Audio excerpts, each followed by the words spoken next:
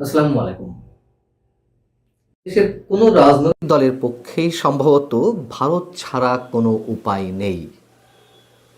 ভারতের সঙ্গে শেষমেশ জামাতেরও যে গোপন আঁতাত হচ্ছে তা অনেকখানি সম্ভবত প্রকাশ পেয়ে গেছে। দিনরাত, সারা দিন, সারা বছর যেসব রাজনৈতিক দল ভারত বিরোধিতাকেই তাদের রাজনৈতিক পুঁজি হিসেবে নিচ্ছে, সারা দিন রাত ভারতের বিষোদ্গার করছে, তারাও এখন ভারতের শরণাপন্ন হচ্ছে বা ভারত যা বলছে তাই শোনার চেষ্টা করছে, অথবা ভারতের আনুকূল্য চাইছে। যদি কেউ এমনটা মন্তব্য করে থাকেন, খুব বেশি কি ভুল হবে? বাংলাদেশের জামাতে ইসলামীর আমির ডাক্তার শফিকুর রহমান এবছর শুরুর দিকে ভারতের কয়েকজন কূটনীতিকের সঙ্গে বৈঠক করেছেন, বা ভারতের দুজন কূটনীতিক শফিকুর রহমানের সঙ্গে বৈঠক করেছেন, যেভাবে বলি না কেন সেটি প্রকাশ পেয়ে গেছে বুধবার নিজের বাসভবনে বসে আন্তর্জাতিক বার্তা সংস্থা রয়টার্সকে যে সাক্ষাৎকার দিয়েছেন সেই সাক্ষাৎকারের মধ্যে তার বক্তব্য থেকে এই বিষয়টি বের হয়ে এসেছে, এবং এটি নিয়ে সারা দেশেই এখন ব্যাপক হইচই শুরু হয়েছে।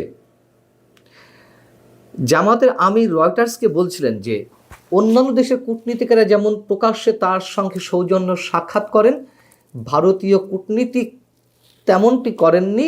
মানে তিনি ভারতীয় কূটনীতিকের উপর দায় চাপিয়ে দিচ্ছেন যে ভারতীয় কর্মকর্তা বৈঠকটি গোপন রাখার জন্য অনুরোধ করেছিলেন। এবং এই রিপোর্টটি গত বৃহস্পতিবারই প্রকাশ পেয়েছে বাংলাদেশের বিভিন্ন গণমাধ্যমে, এবং রয়টার্সও কয়েক ঘন্টা আগে প্রকাশ করেছে বাংলাদেশের গণমাধ্যমে প্রকাশের ঠিক কিছুক্ষণ আগে।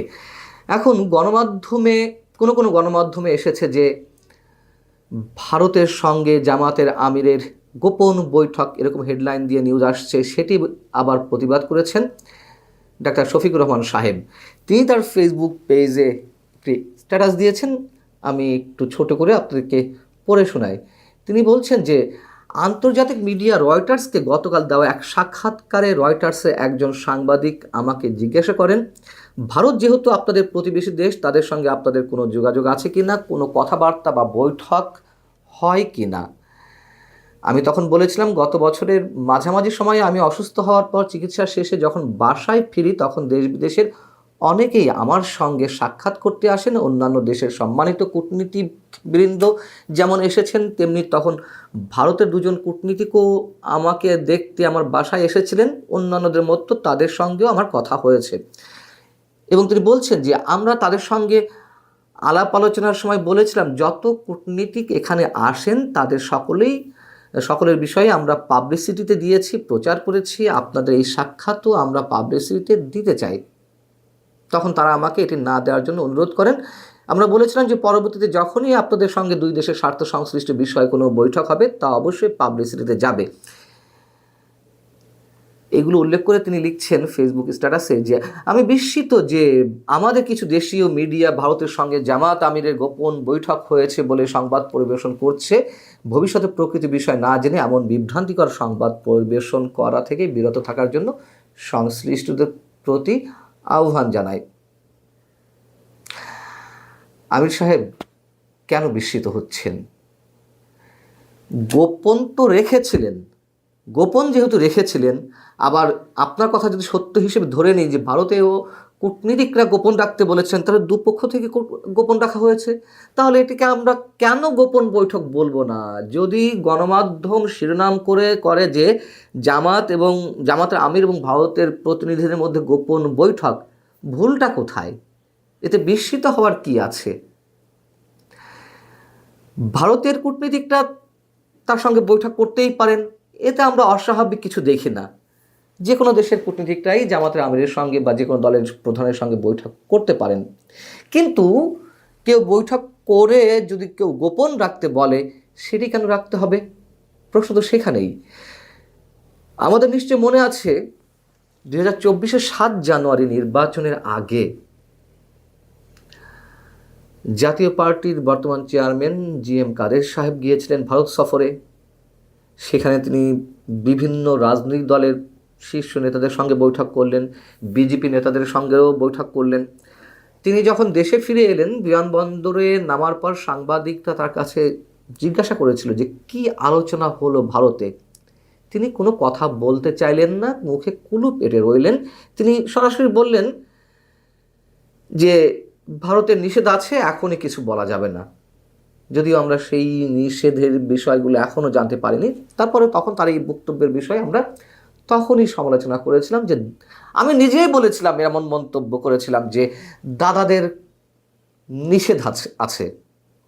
তো দাদাদের যেহেতু নিষেধ আছে, সেহেতু মুখে কুলুপ এঁটে থাকতে হবে।